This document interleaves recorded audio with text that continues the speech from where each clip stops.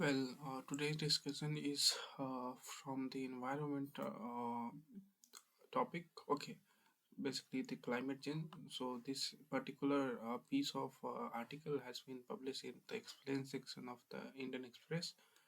Okay, so let us discuss one by one. So the title of this environment special article is the why carbon capture is key to achieving net zero goal. Okay, so this type of question UPSC is very interested in asking. Okay, both in the prelims and the mains examination.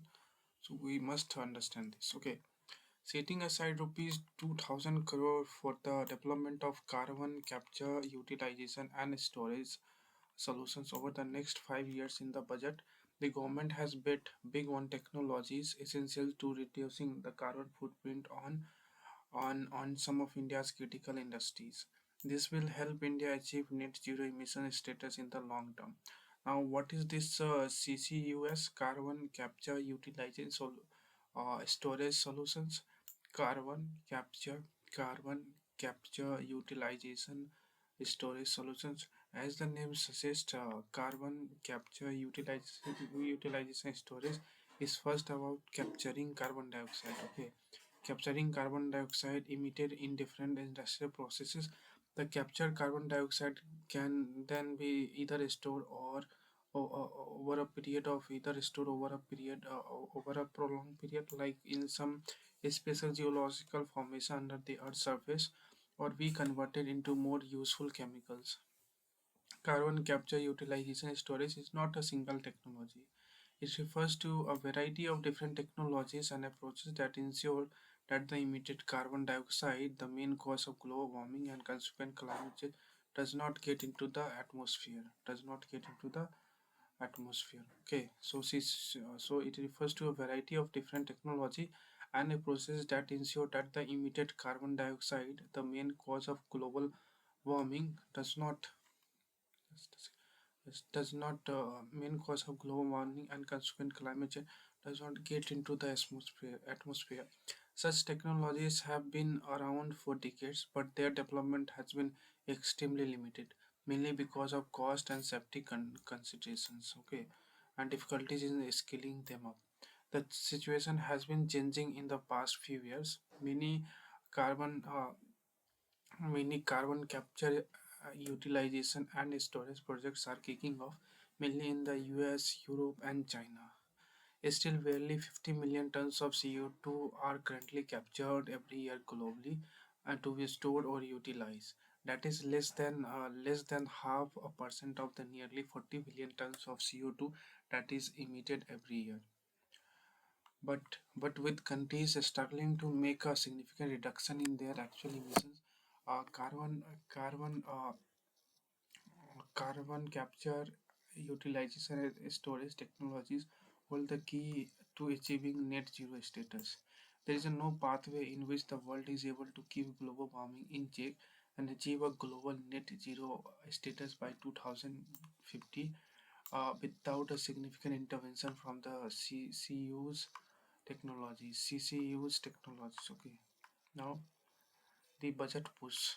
The budget push for India, which expects its emissions to grow in the near and medium term due to construction and industrial expansion. So India is expecting basically that the emission will grow in near and medium term because of the construction and industrial expansion. Okay, so you know that the rapid industrialization is taking place, and also the urbanization. Because of urbanization, what is happening that the construction of the different buildings are happening, because of which its emission is going to up. Okay, and so CCUS is critical. In the past few years, particularly after it announced its intention to attain net zero status by 2070 at the Glasgow Climate Conference in 2021, India has been pushing for development and deployment of indigenous CCUS technologies suited to its needs and circumstances.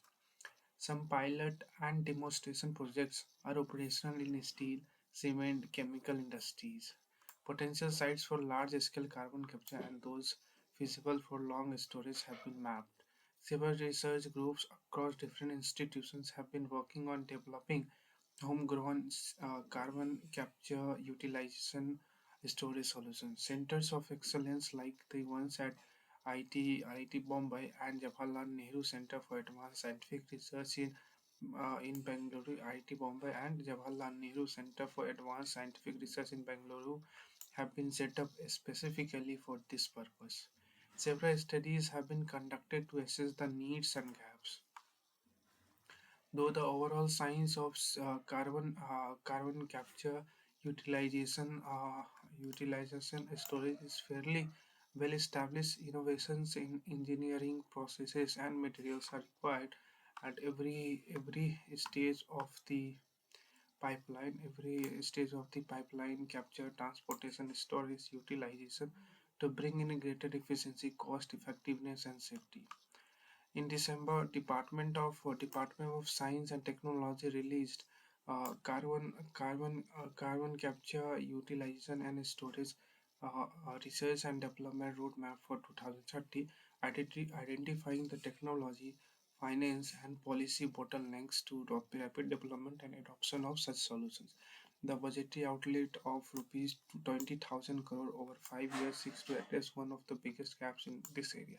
A number of carbon credit utilization and storage technologies are said to be ready, having demonstrated their potential in laboratories, but need to be tested out in the field to see whether these can be deployed and scaled up in an efficient and cost effective manner. This part requires substantial investment, and given the uncertainties of success, these have not been forthcoming. The budgetary allocation is meant precisely to achieve higher readiness levels of these technologies in applications. This can be a game changing move. In addition to the commercially available technologies, there are several novel ones proven in the laboratory and ready for being tried out for commercialization. To make a beautiful impact and also be economically viable, technologies need to be scaled up such that they are able to capture and convert or store 100 to 500 tons of CO2 per day.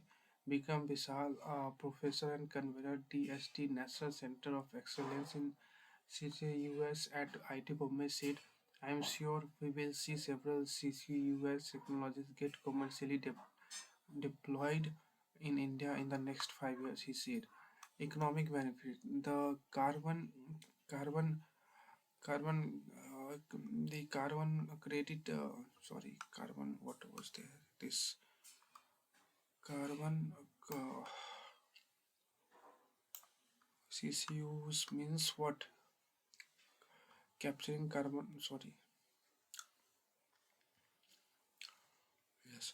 Carbon. Oh, carbon capture, utilization, and storage. Okay.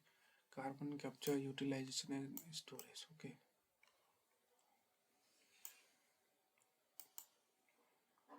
So the carbon capture, utilization, and storage technologies are particularly relevant for industrial sectors that find it extremely hard to eliminate carbon dioxide. In these industries like steel or cement, carbon dioxide is released not only as a result of burning of fuel, but also happens to be intrinsic part of the production process itself. So merely switching from fossil fuels to renewable powered electricity does not get rid of the CO2. In fact, in both cement and steel, a majority of CO2 release comes from the production process rather than from burning of fuel. Uh, carbon carbon capture, utilization, and storage solutions are the only way out for reducing the carbon footprint of these industries. The finance minister's budget speech mentioned that the rupees 20,000 crore allocation was targeted mainly at developing end-use applications in power, steel, cement, refineries, and chemical industries. These happen to be the largest contributors to India's CO2 emissions. Okay. So, largest CO2 emissions, these are steel, first is power, then steel, cement, refineries, and chemical. Many of these industries are facing carbon related tariffs like carbon border adjustment mechanism. Okay, so this is basically carbon related tariffs. Carbon related tariffs like carbon border adjustment mechanism in the European Union, a key export market for Indian companies. Lowering their carbon footprint through CCUS technology would make their products more competitive in markets like these. Now, carbon capture, utilization, and storage is a significant enabler for large-scale decarbonization of industries such as cement, and this budgetary intervention directly addresses the technology and cost requirements of the cement sector in this context. For the cement industry, this support is critical to enabling the adaptation and scaling of CCUS technologies while continuing to meet the country's long-term infrastructure needs, said Parth Jindal, the president of Cement Manufacturers Association.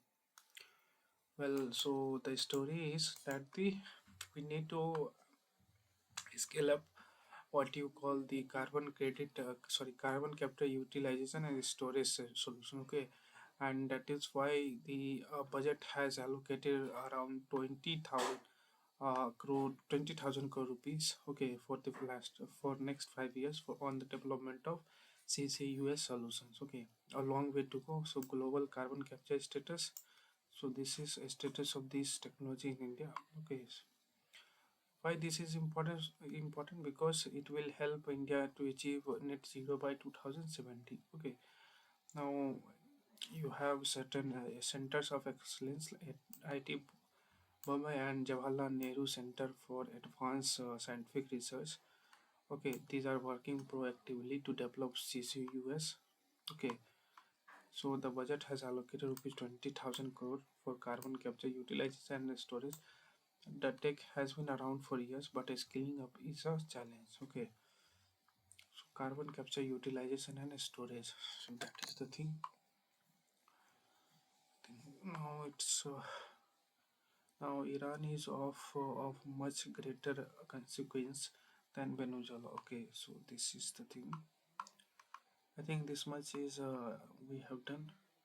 कितना fiscal deficit खा लिया? Okay, so it's a good. So they have so let us see this. Government borrowing will be the decider factor in whether MPC calls right tomorrow. So this is just basically a scene from the movie called what? I don't remember the movie, so they have taken from there. Okay, so let us see this. Okay, so this is economic times.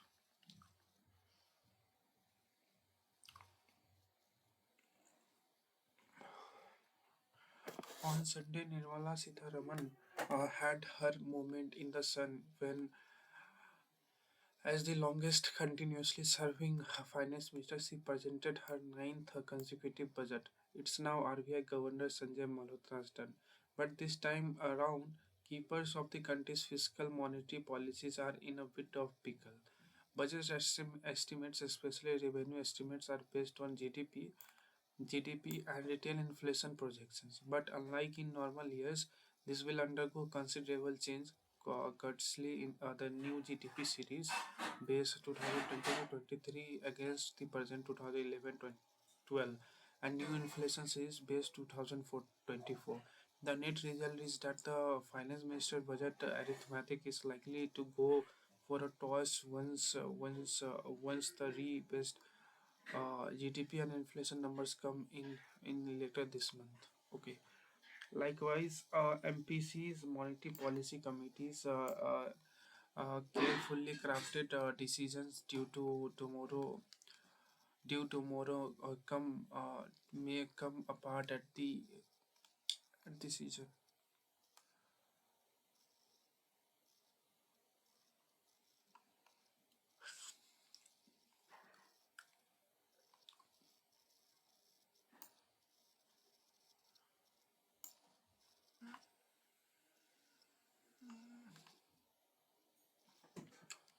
I think these are not much important.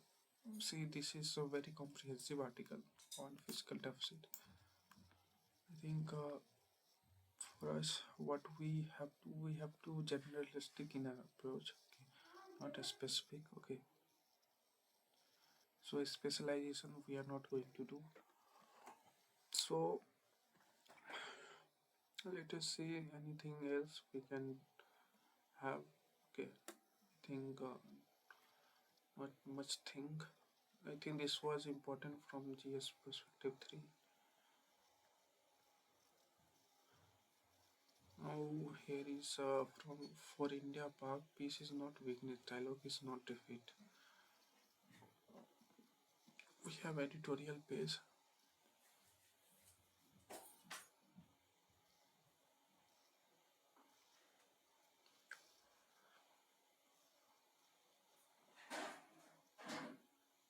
So that is a very good editorial. Peasants to universities, nothing escaped and with this lens. So let us see this.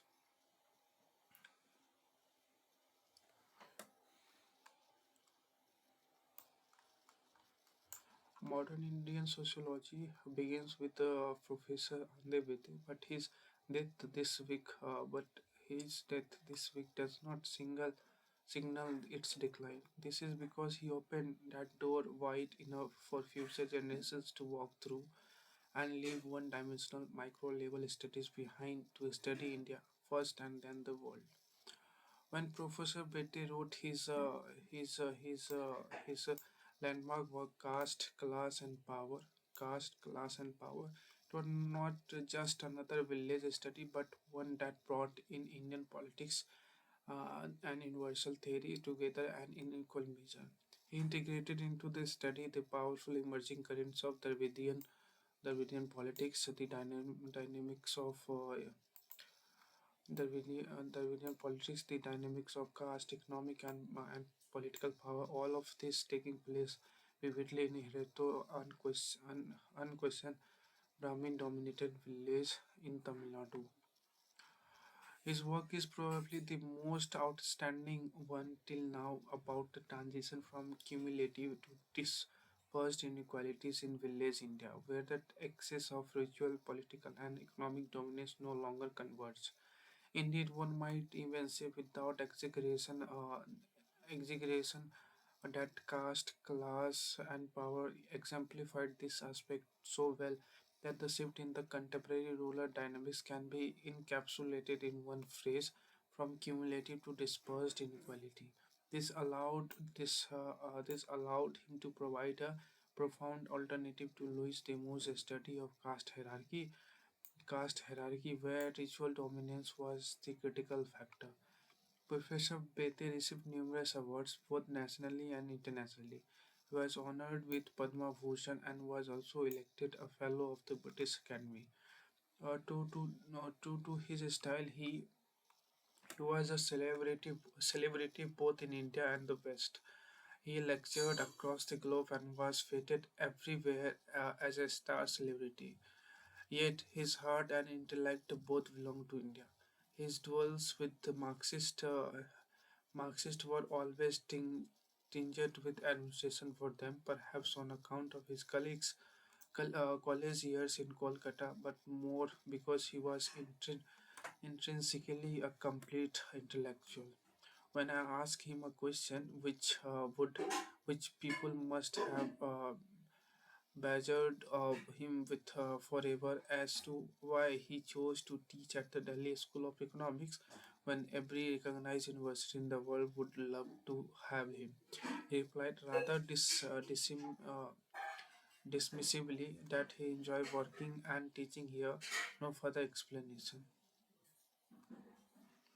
He did not come out with the grand phrases about being nationalistic and so on, but stated in a simple tone, he felt fulfillment here. I immediately understood what he meant, and in many ways, he expressed a sentiment that many leading intellectuals in India hold dear.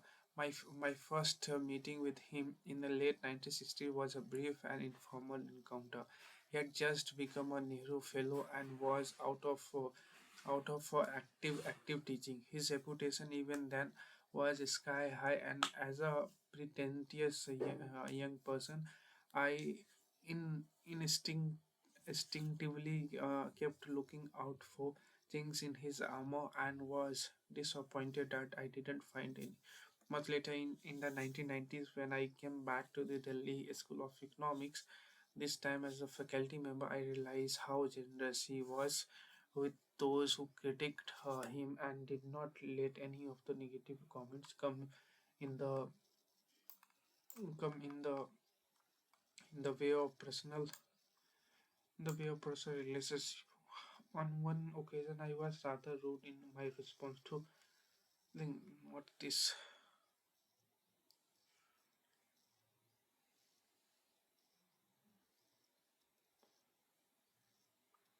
I think these are the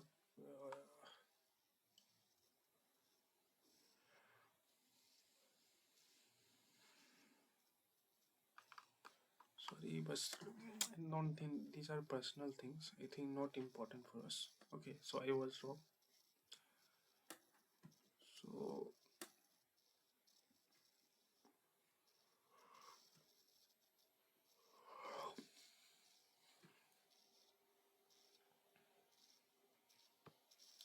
so India-US relations we have already seen.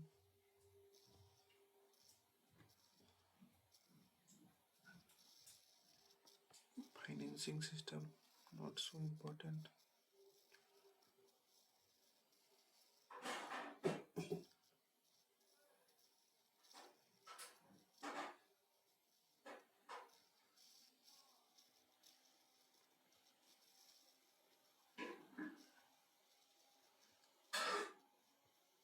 No.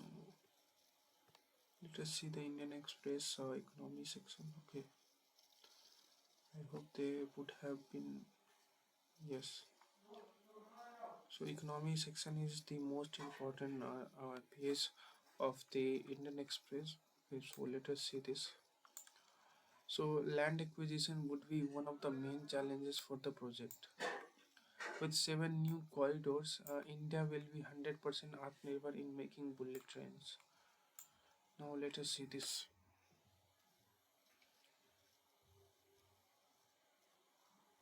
Yes, here we are.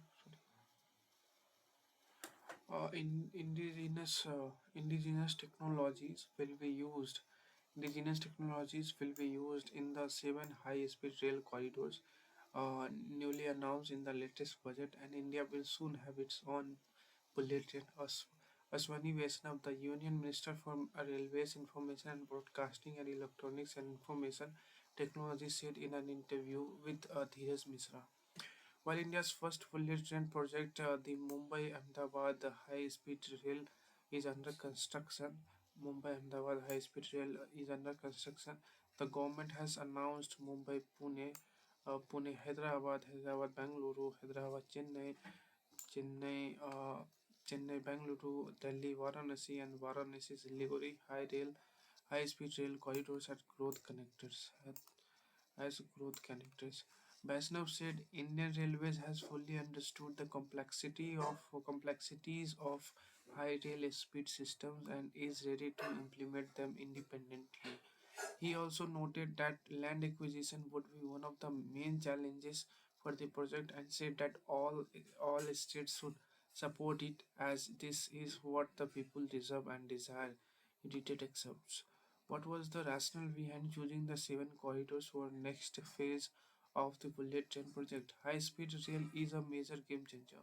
Among these seven corridors, Hyderabad, Chennai, Bangalore can be called the high speed diamond or triangle.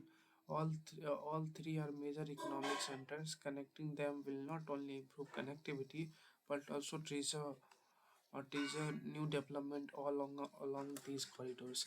If we look at the Tokyo Osaka high-speed rail in Japan, all the cities along the route, Tokyo, Nagoya, Kyoto, and Osaka, have witnessed tremendous economic activity. In India, the first corridor connecting Mumbai, Thane, Vapi, Surat, Vadodara, Anand and Ahmedabad will see the same kind of development. Thus, the entire corridor will extend from Ahmedabad, Mumbai, Pune, Hyderabad, Chennai, along with the Hyderabad Bengaluru corridor. In the north, Varanasi, the Delhi, Varanasi, Patna, Siliguri corridor will also be developed. All together, these new corridors will span over 4,000 kilometer and involve an estimated investment of 16 lakh crore. How will these projects be financed? That is the process and the detail. That is in the process and the detailed project reports are being prepared. The work will be done in a focused manner. Will the new corridors be developed with foreign collaboration like Japan being partner in the Mumbai Ahmedabad corridor? That has not been yet decided. In the first project, we collaborated with Japan, but we have learned a lot also. There is a steep learning curve, but now we have observed and understood the complexity of high-speed trains. For these seven projects, indigenous technologies will be used. A lot of construction technologies such as slab.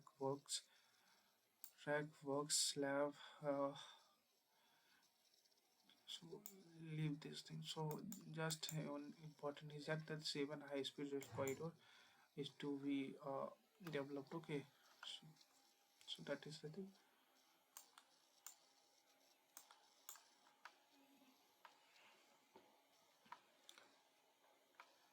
So not much important thing. So we have world news.